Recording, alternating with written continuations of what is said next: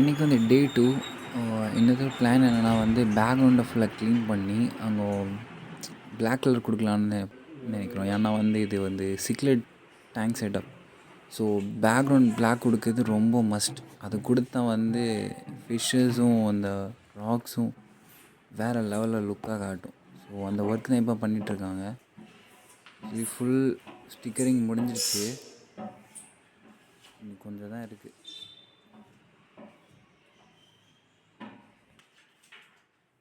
Almost complete. இன்னி cutting process தான் இருக்குது. கட்டிங் ப்ராசஸ் முடிஞ்ச உடனே இதை பாருங்கள், எவ்வளோ அழகான ஒரு லுக்கு தெரியுதுல்ல. இந்த ஒரு பேக்ரவுண்ட் வேண்டி தான் அந்த பேக்ரவுண்ட் தான் செட் பண்ணேன். இனி அடுத்த செக்ஷனில் வந்து நான் வந்து என்ன பண்ண போகிறேன்னா, இதில் வந்து ராக்ஸ் எல்லாம் செட் பண்ணி ஒரு சிக்லெட்டுக்குள்ளே ஒரு ஹோம் ரெடி பண்ணுவோம். அது இதுவும் ரெடி பண்ணிட்டேன். இதில் வந்து தெர்மாக்கோல், ராக்ஸு. இந்த தெர்மாக்கோல் எதுக்கு வச்சுருக்கேன்னா வந்து ராக்ஸ் ரொம்ப ஹெவியாக இருக்கும். ஸோ அந்த ஹெவினஸ்ஸு கண்ட்ரோல் பண்ணக்கு வேண்டிய நான் அந்த தெர்மாக்கோலை வச்சுருக்கேன். ஸோ இதெல்லாம் தெர்மாக்கோல் வைக்கலன்னா என்ன ஆகும்னா, ஃப்யூச்சரில் ஏதாவது ஒரு கிராக் விழுந்தால் மொத்த டேங்கும் க்ராஷ் ஆகிடும். ஸோ இப்போவே சேஃப்டிக்கு நம்ம தெர்மாக்கோல் வச்சா அப்புறமா நம்ம இதை கவலையே பட வேண்டாம். ஸோ அதான் ஃபஸ்ட்டு நான் சேஃப்டியாக ஒரு தெர்மாக்கோலை கீழே வச்சு பெரிய பெரிய ஸ்டோன்ஸ் எல்லாம் நார்மல் ஸ்டோன்ஸை நான் ரொம்ப ரிவரில் போய் கன்ஸ்ட்ரக்ஷன் ஸ்டோன் இருக்குல்ல, அதுதான் யூஸ் பண்ணியிருக்கேன். பெரிய ஹைஃபை ஸ்டோன்லாம் நான் யூஸ் பண்ணவே இல்லை. ரொம்ப சிம்பிளான செட்டப் தான், ஈஸியாக முடிஞ்சிடும். ரொம்ப பிளான்ட்ஸோ இது ஒன்றும் வைக்கவே தேவையே இல்லை. சிக்லெட் ஃபிஷ்ஷுக்கு கொஞ்சம் ஹைடிங் ஃபேஷும் கொஞ்சம் ஸ்டோன்ஸும் ஒரு நிறைய சாண்டும், அதுதான் சிக்லெட் ஃபிஷ்ஷுக்கு தேவையே. வேறு எதுவுமே தேவையில்லை. சாரி. ஸோ நான் எதுக்கு, ஏன்னா சிக்லெட் ஃபிஷ்ஷுக்கு ரொம்ப சாண்ட் தேவைப்படுன்னு சொன்னேன்னா, ஏன்னா வந்து ஆஃப்ரிக்கன் சிக்லெட் வந்து மணலோட விளையாடும்.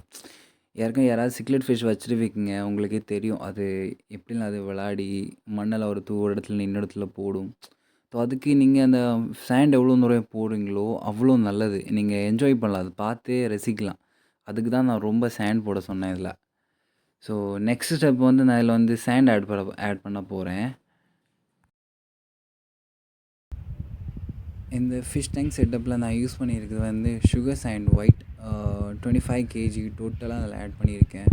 மார்க்கெட்டில் வந்து கிலோ வந்து 60 ருபீஸுக்கு கிடைக்கும். ஸோ அதை தான் நான் இந்த டேங்கில் ஆட் பண்ணியிருக்கேன். பேக்ரவுண்டும் இந்த ஒயிட் சாண்டும் பார்க்குறதுக்கே சூப்பராக இருக்கும்.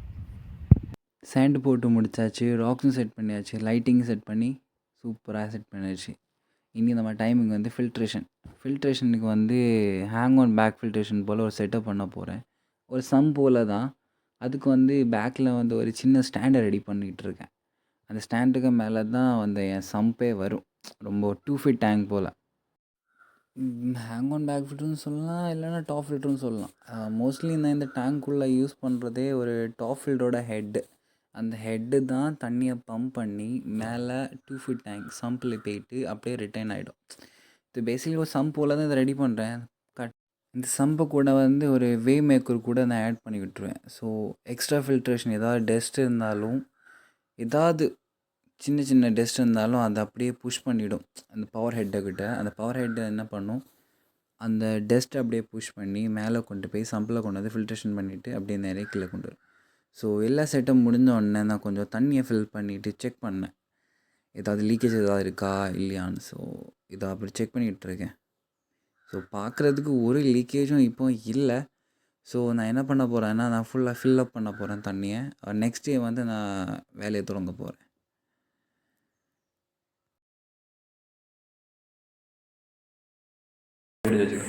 அப்படி இல்லை, இப்படி வச்சுக்கண்ணா, இப்படி வச்சுக்கா அன்னைக்கு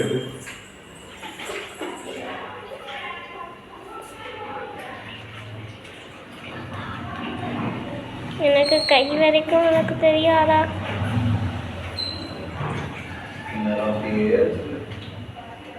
எனக்கு கை வரைக்கும் அவனுக்கு சின்னதுலேருந்தே அந்த வீடியோல நான் காண்றேன்னா ஆமா என்ன பார்க்க முடியுதா? தண்ணி வீடியோல பார்க்க முடியுதா? ஆமா. சரி, அப்படியே வச்சுக்கோங்க. உனக்கு நான் மீன் செய்து தராங்க, ஒன்று தான் நீ அப்படியே வச்சுக்கோங்க.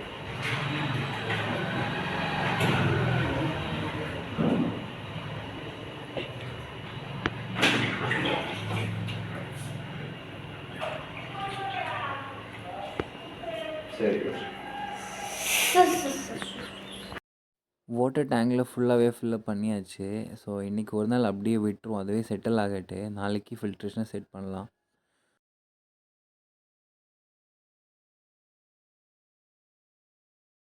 டே 4 ஃபில்ட்ரேஷன் சிஸ்டம் ஏற்கனவே நம்ம பண்ண போல தான் பண்ணுறோம். மேலே ஃபில்ட்ரேஷன் வச்சு கீழேண்டு மேலே பம்ப் ஆகும், மேலேண்டு அடுத்து நேரே கீழே ஆகும்.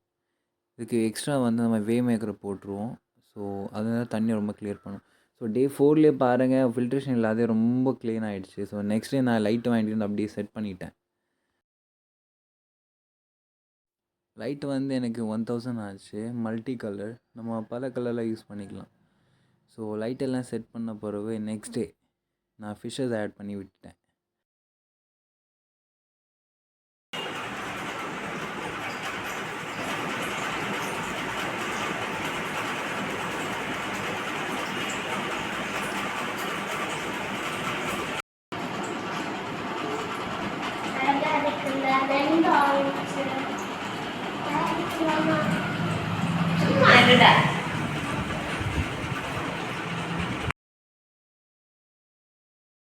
இந்த செட்டப் உங்களுக்கு கண்டிப்பாக பிடிச்சிருக்குன்னு நினைக்கிறேன்.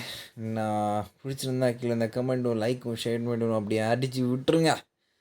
நெக்ஸ்ட் வீடியோவில் பார்ப்போம். அது வரைக்கும் டாட்டா பாய்.